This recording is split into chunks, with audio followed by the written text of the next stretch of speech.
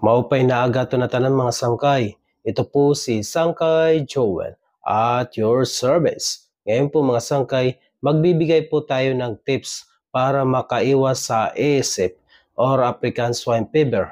Number 4. Maglagay ng bakod palibot ng baboyan at karatula na bawal pumasok dito. Tire bat at footbat.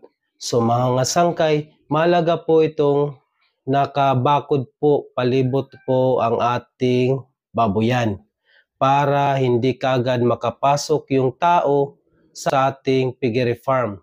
At dapat po nakalagay na bawal pumasok dito kasi ang iba kung wala pong nakalagay na bawal pumasok dito, yung ibang tao is pumapasok kahit na mayroong bakod.